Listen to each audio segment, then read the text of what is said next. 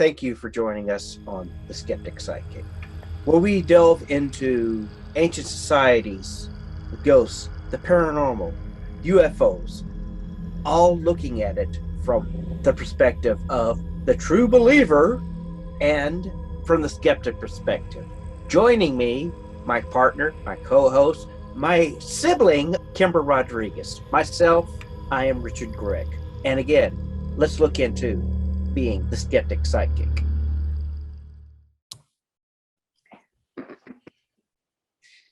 Hello, and thank you once again for coming to the Skeptic Sidekick.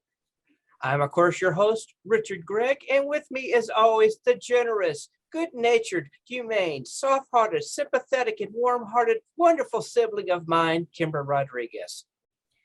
Hey, how are you this week? I'm doing fine. How are you doing today? I could be better. Spent the day at the doctor's office. Luckily, tested negative for COVID, but I do have a sinus infection. So dealing with a lot of sinus headaches and pressure. And so, but I'm here. I'm ready to get started. And this week we have another terrific guest. Our guest today is Tina Erwin. She's a retired US Naval Commander and psychic. She served in the submarine corps for 20 years and used it to study the multifaceted aspects of behavior and its resulting karma. She also has a master's degree in business and management and has not only studied metaphysics all her life, but has spent her time gaining insight into the interpersonal relationships at the heart of everyday living. She is also the author of 8 books on metaphysics, and her writing comes from her desire to not only know and understand the unseen worlds of action and reaction, but also to share her discoveries with others who seek things. Tina, did we miss anything, or is there anything that you'd like to add to that? No, I think that's a generous introduction. So thank you very much. Yes, thank you for joining us. We're happy to have you. I'm thrilled to death to be here. You and your husband, I show were both in the US Navy working in the submarine corps. Is that where you met? Yes, we met my very first day at my very first duty station at Submarine Base New London. And you have to remember in the 70s, because I'm just completely ancient here, women could not serve aboard any ship at sea.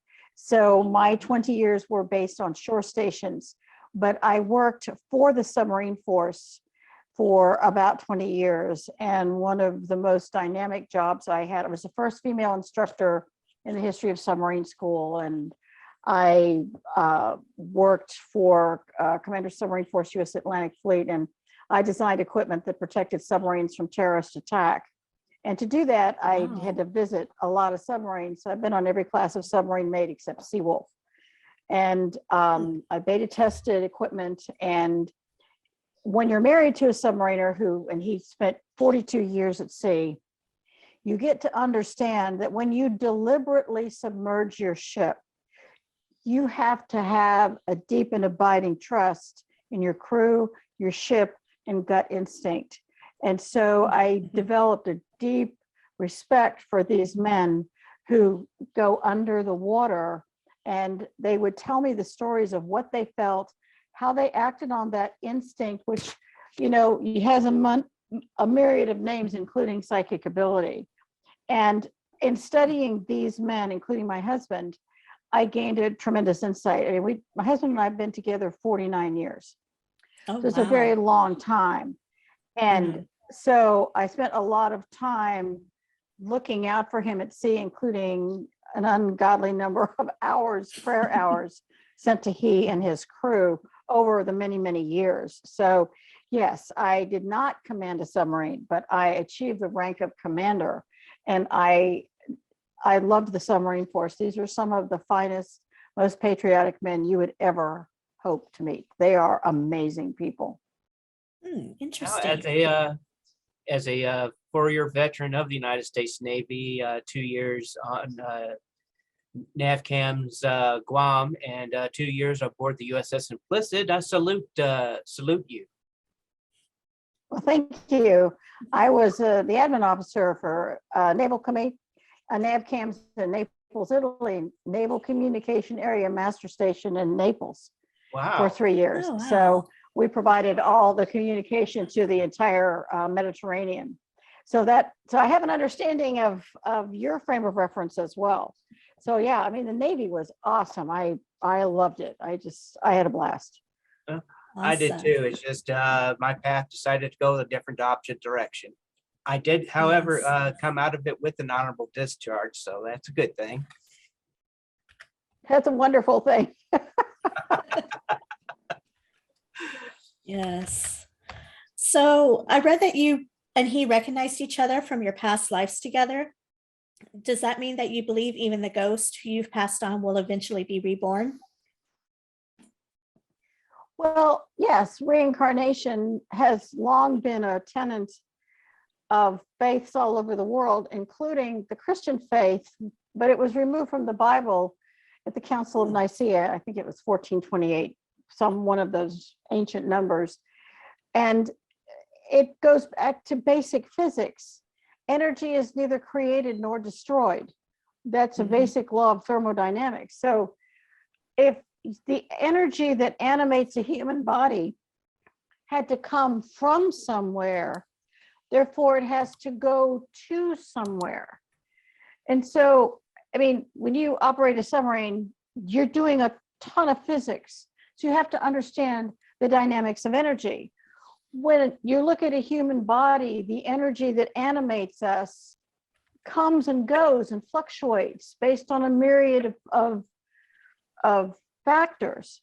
So when you leave your body, you don't stop being. It's what Christ meant when he talked about life everlasting. So yes, in one of the times we were dating, we were in New Bedford, Massachusetts, and I mean, we'd had a past life there, and it came back to me in a rush, and it was fascinating. So yes, I absolutely believe in past lives. I have memory of 7 of them very clearly, including many lives in Italy, which is why Italian was really easy for me. So I've known people who never took Russian, have no knowledge of it, but they can pick up Russian in a flash. So they had to have past life because it's part of that soul's corporate memory. So yes, I do. Interesting. My best friend passed away about 4 years ago, and I just recently had somebody who was sensitive tell me that because I always refer to her as not only my best friend, but as my soul sister, because when she passed, I literally felt like part of me passed with her. And my friend who was sensitive told me that she and I were more than just soul sisters, but our souls have been together several times already, and that we would be together several more after this life. So that I found pretty comforting. Well, it is. I mean, we're going to see the loved ones we've known. We'll see them again and again. And my husband and I have an unusual level of knowledge. And this is the first lifetime we've gotten to have a whole lifetime together. In previous lives, one of us always died. A lot of it was at sea. And so wow. This is the lifetime that we get to have an entire lifetime. I mean, almost 50 years together. It's an amazing amount of time. And with him spending so much of that at sea, he navigated through all those years and being captain of so many different ships and still coming out of it alive and didn't hit anything. So I guess what I would say is that sometimes you have a knowingness, and instead of discarding it or denying it, just embrace it and then allow it to unfold like a beautiful flower. You don't know what's really inside that flower till it completely unfolds. Do you think that basically when you and your husband, because what's understanding to me is that you are the reincarnation, you guys have always been a part of the sea. Do you think this life itself has actually helped you guys together, staying alive those 48 years, I I think so, because there have been several horrific situations where I knew something terrible was happening, and I could send him enormous prayer and energy. And I'm a huge believer in prayer. The energy of prayer is the power of your own soul to that you're giving in a positive way to another, eliciting the response and the assistance of the divine. And yes, he received so much prayer on so many of his ships, because when he retired, he went back to sea. He was captain of research vessels. He worked for National Oceanographic Agency, and he was captain of an oil rig. And his ships were considered so safe that when he pulled into a port, I think it could have been Singapore, I don't know where it was, and a couple of guys from other companion ships or sister ships tried to jump ship so they could be at sea with him because they felt so safe on his ships. And so he was careful to navigate around pirates and Iranian gunboats and, zero angle on the bow with a super tanker, and he's dead in the water.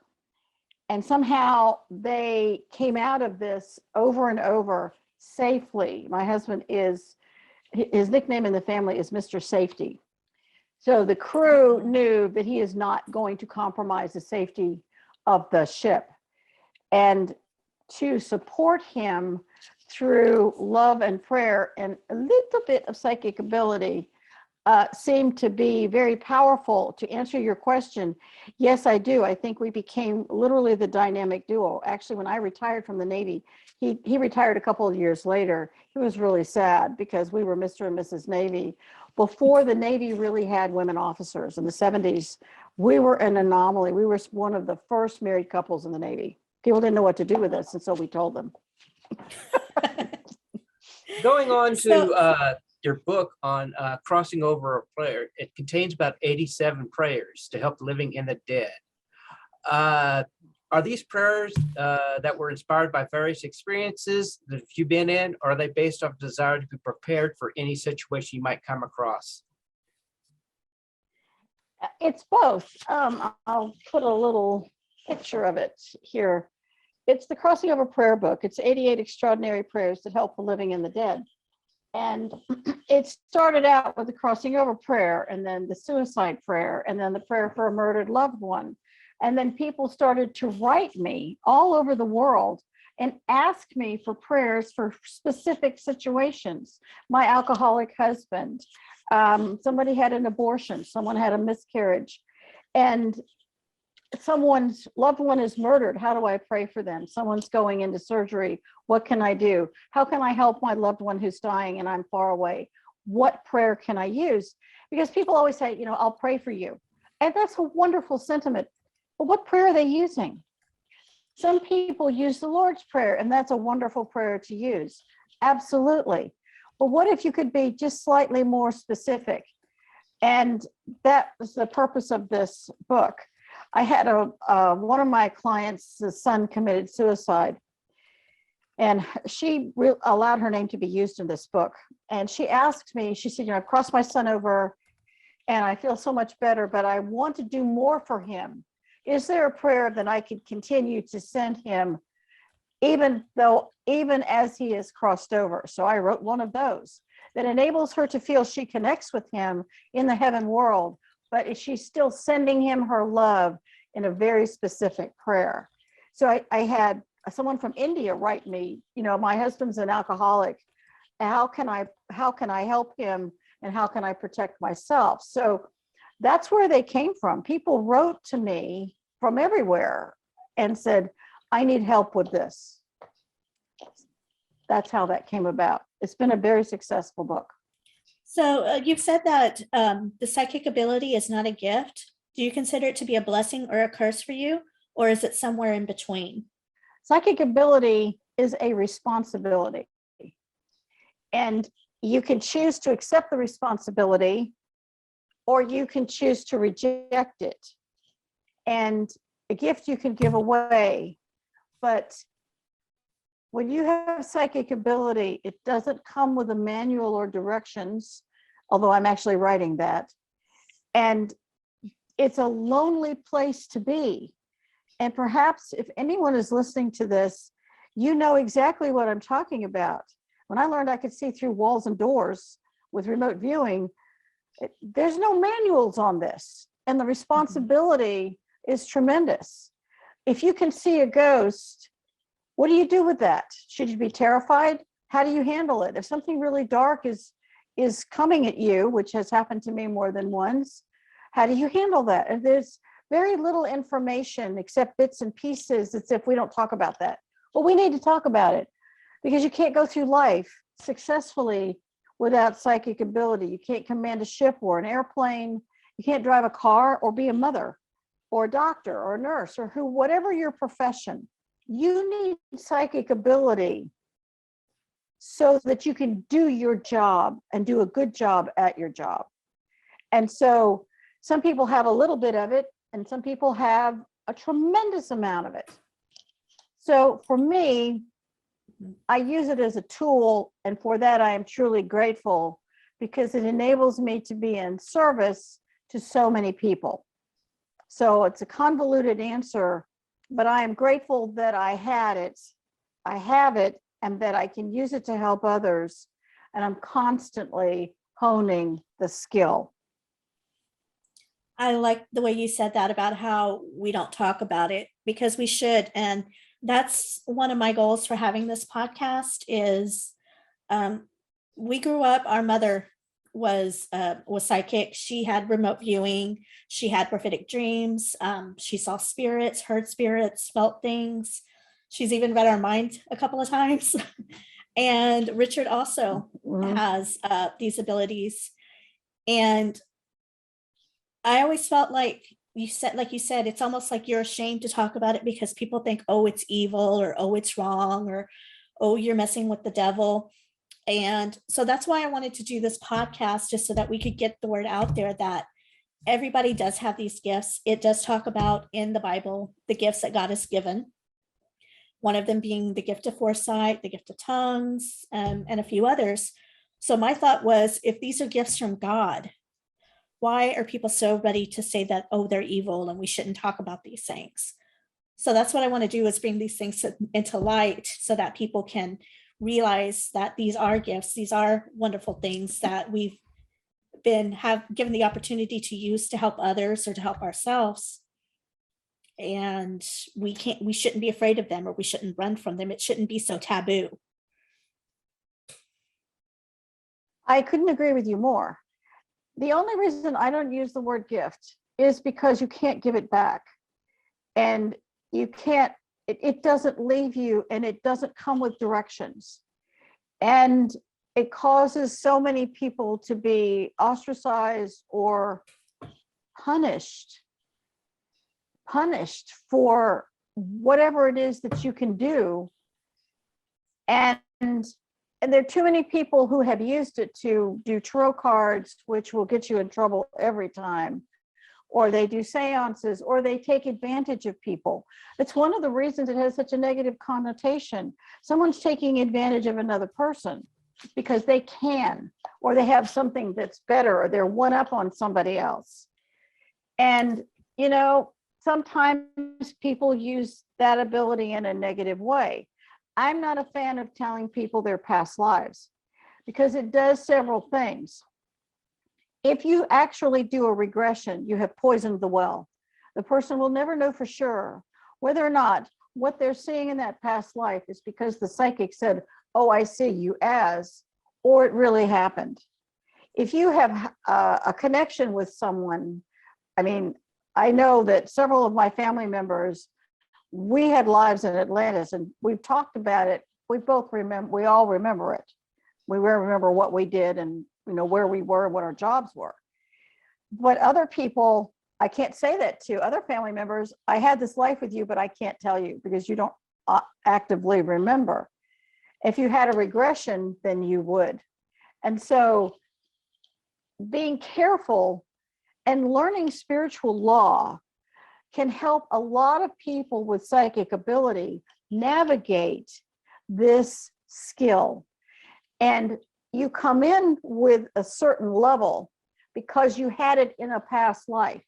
And in this life, you can add to it or you can cut away at it. And what that means is that I had so many abilities, but after I met my husband and we got married, they just exploded. I mean, every time he came back from sea, I could do something else. And then I'd have to study and study and study the great ones to find out, how do I handle this responsibly? You can see walls and through walls and doors. People want you to do terrible things. I had a man call me up and say, listen, I want you to remote view my neighbor. He owes me $100. I want you to go into his mind and I want you to manipulate his mind and make him pay me. It's like, whoa. First of all, no, I'm not going to do that. It's a violation of spiritual law. You cannot violate free will, nor can you walk into somebody's house psychically and look at it.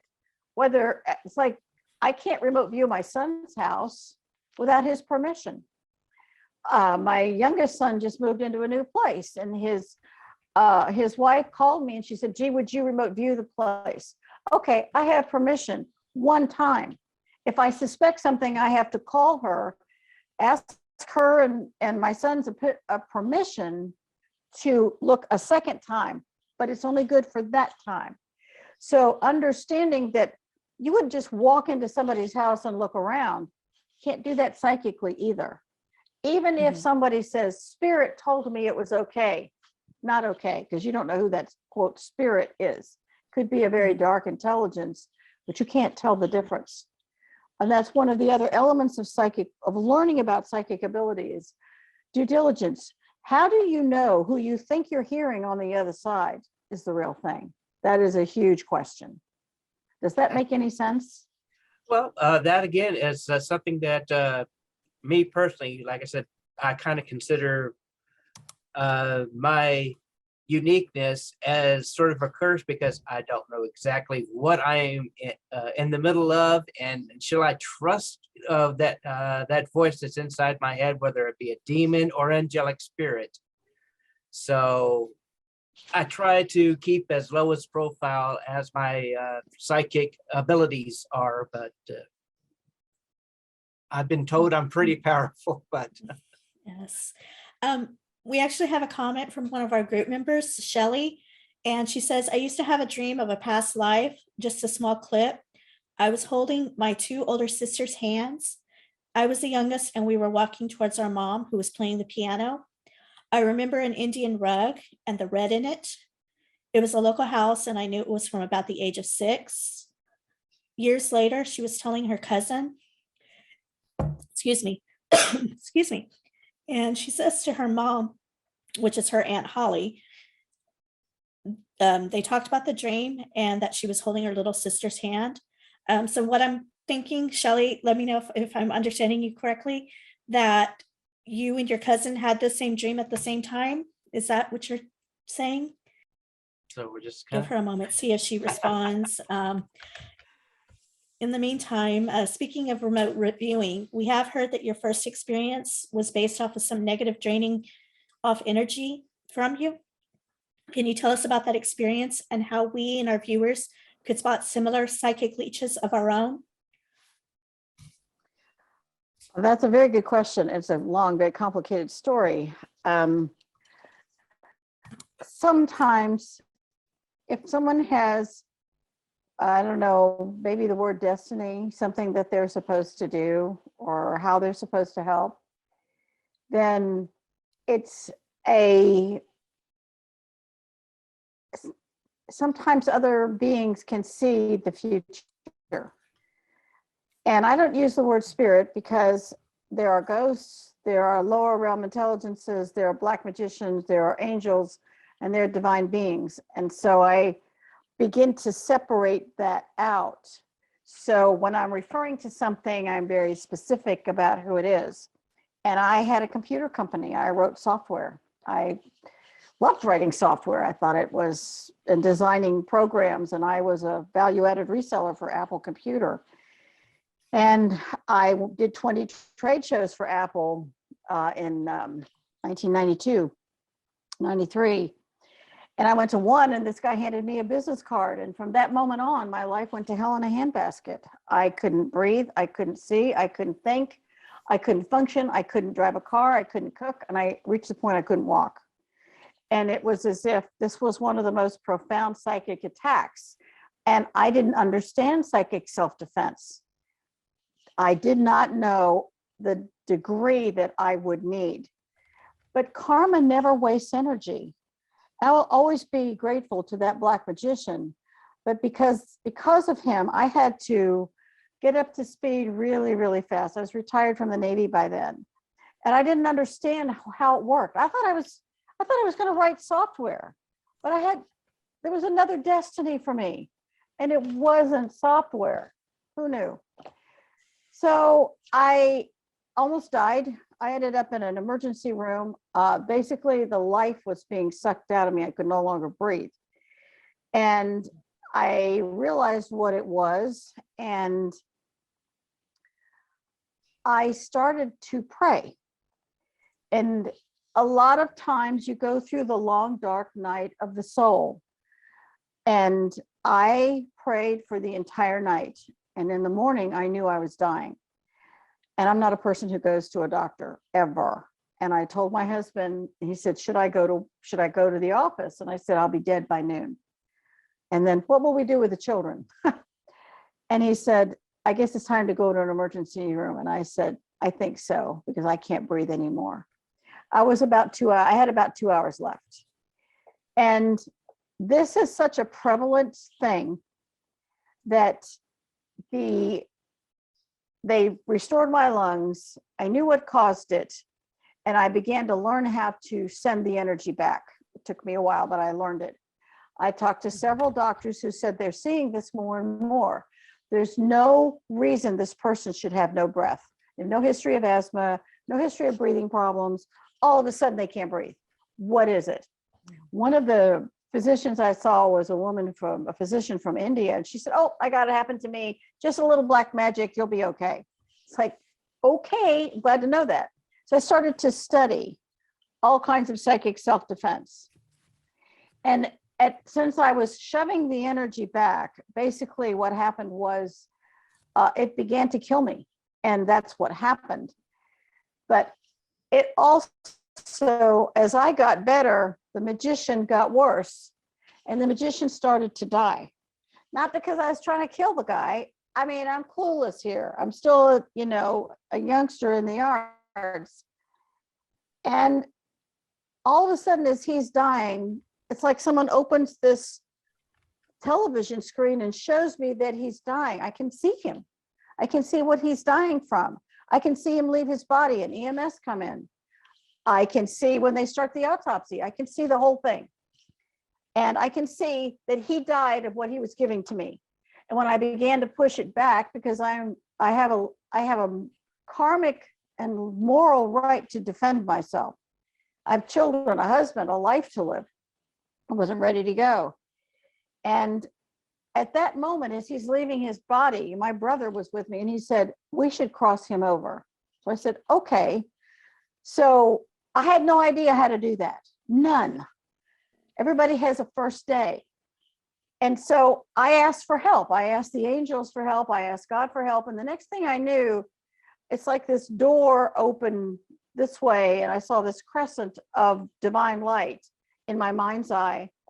And I brought in angels to help this guy. And just before he stepped into the light, he said, I tried to kill you. Why would you help me? And I said, because you are not, thank goodness, I would not want that. It's way beyond my, and he crossed over and then the light closed. And it's like, whoa, that was astonishing. Well, from that moment on, that's when remote viewing started. Mm-hmm. Shelley answered back and she says that it was her aunt and her that shared the dream. She says they got together and talked it over and it seemed complete. They both were able to describe their mother's dress, which was dark, and each knew where their bedrooms were in the house. They were also able to recall a night when the house burned down. She says that they stayed on the phone with each other and cried their hearts out. So that's a really interesting story that you and your aunt were together in another life as sisters. Thank you for sharing that. Also, talking about, like you were saying about the guy in the black magic or the dark magic. My mother-in-law had a similar experience where she sells flags and business cards and different things like that to businesses. And she was at a car lot, and this guy told her that he was what they call in Latin America, brujo, which is a witch. And he got out this, what looked like a wizard staff with all these different carvings on it, and asked her to touch it. And she said after she touched it, she started having like these dreams of being like touched and bothered in her sleep. We started having some really weird things happen here at the house. And my mother, who came to visit, actually was psychically attacked in her room. I think she ended up having a what they call a curandera, which is a Latin American healer, come and like do a blessing of her in the house, because whatever is here is past. But I'm wondering, is there a way that people like ourselves, we can protect ourselves from these psychic attacks? Or would we need to call upon somebody who's more trained to help us to rid those attacks? Well, it's a complicated question because, first of all, don't touch anything they give you. One of the things that happens is people start to develop a psychic cough and they start sneezing. That's magic 101. When that happens, you know that there's a psychic around that's doing something extremely detrimental, and then it escalates into additional psychic attacks. If you have touched something of theirs, you create what's called an Aka cord. And this is a really important concept to explain. We understand the word Akashic records, correct? AKA Akashic. Well, the beginning root word is Aka. This goes back to the Hawaiian Huna traditions, where the Aka cords come from your solar plexus. That's why if you're grieving something, you want to throw up when someone tells you something happened, or there's an accident, it comes through your solar plexus. That's where the connection links. And those Aka cords connect you to every person you've ever met, every place you've ever been, and everything you have ever touched. And there's some wonderful books about Huna. It's called Huna. Enid Hoffman wrote a book called Huna, A Beginner's Guide. I cannot recommend it strongly enough. She talks about Aka cords and Kahuna magic, and it is astonishing. There are the secret science behind miracles and the secret science at work. There's a lot of books out there that discuss Huna. If you're going to educate yourself, that's a beginning. And so you have to learn how to cut those cords to that magician. And it's probably that the white magician that they brought in from Latin America. I've worked with an awful lot of, used to live in San Diego. There's a lot of black magic in Mexico, let me tell you. But it's not just Mexico, it's globally. Mexico doesn't have a corner on the magic market. God help, the Russians are astounding. So where I'm going with this is, the higher you raise your frequency, the more frequency tools you use. I have a book called Karma and Frequency that I lay it out, how to protect yourself, how to raise your frequency, because ultimately God is the first mathematician. Everything is a math equation. That's why I explain the physics of metaphysics. And so the higher you raise your frequency, the harder you are to attack. So I was a terrorist expert for the submarine force. The first thing we learned in terrorism school is that a diversion works every time. The second rule is, if you harden a target, they'll always go after an easier target. If you're an easy target, there you go. And I was an easy target. I'm a much harder target now, but I'm not arrogant. I maintain frequency every single day through a huge number of things that I do. Because I spend a lot of time working on the other side, so I can't afford to let that lag. It's like you have to brush your teeth and comb your hair and bathe and do all the things, but you have to do that psychically as well. If you're going to have this ability and use it, you need to understand how that works. I hope that was a helpful explanation. That was a helpful explanation. Yes, thank you. You've also written a trilogy of books called Ghost Stories from the Ghost's Point of View. Do you have an encounter that still stays with you out of all the spirits that you've met? Well, there's 63 stories in that book, in the trilogy, and they all stick out. But I have to say that there was one, and I've dealt with an awful lot of Civil War dead, an astounding number of Civil War dead. But one of them is the story of Helen Stanton. And I had a client in Virginia Beach who never heard of me before, out of the blue, called me. She said, I think I have a ghost in my house. And I said, don't tell me anything else, because if you tell me anything else, you won't know that what I saw is what's really there. So I'm looking around the property. It's not a big property. And this woman in bloody, clothes are a bloody mess, in Civil War era clothing, comes up to me and she said, for God's sake, what took you so long? I have been begging the owner of this house to call you for forever. It's like, well, I'm sorry I'm late, but are you ready to leave now? And she said, I can't leave without them. And she points, and I follow her hand. There's 200 Civil War dead guys there. She said, they don't know they're dead. I know I'm dead. I took a bullet in the stomach and I bled out. But these guys, they don't know they're dead, and I can't leave them. But if you come along, you can help me cross them over. They're good guys. They just don't understand that death came. And so I said, no problem. Brought in teams of angels to these men. And by the way, I have no idea what side they were on. It didn't matter to me. Mm-hmm. And the guys look at these angels like, what happened? I just fell a few minutes ago, because in the fourth dimension, there's no time. Right. And so she would not leave until every last man was cared for, given healing, and crossed over. And only then would Helen allow me to cross her over. And she in my book is a hero, living or dead. Yes, that's a beautiful story, that she was that concerned with those men that they were able to pass on before she went herself.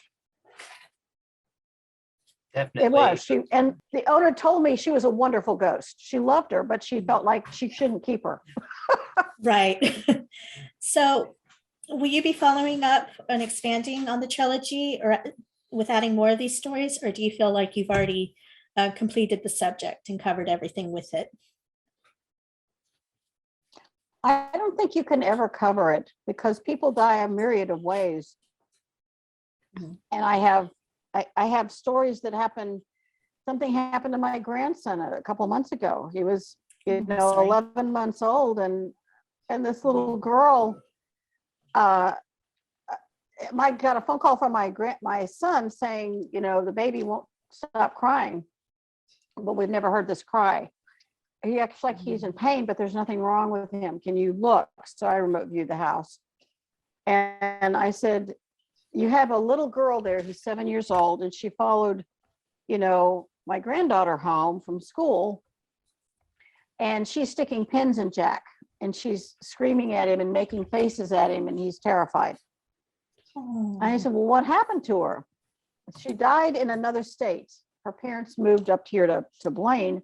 And when that happened, she tries to talk to her mom, and her mom won't pay attention. So she goes to school with her other sibling, but she goes home with a different person every day. And then she goes back the next day and reconnects. And I said, well, you died. She said, how did I die? I was swinging. I said, and you let go, didn't you? And she said, well, yeah. So she had a head wound and she died. Crossed her over, and Jack stopped crying, like you flipped the switch. So, I get stories constantly. I don't know if I need a fourth book or not. I'm in the process of, I'm 67,000 words into a book on psychic children. There's a ton of stories in that book. So that's going to be out. Hopefully I can get that out this year or next. Just so you can know that if you are a psychic child or an adult, there's something you can do. Yes. As you mentioned, you're available for hire to go to people's homes to help move ghosts on. But also, what are some other things that might be considered as life coaching? What other services do you offer? Well, I don't go to anyone's house. It's too dangerous. I never do that. I remote view the house. Okay. And if someone has a ghost, there's two things. Someone has a family member who's died and they want to work with me. I help them be able to cross them over and they get a last goodbye.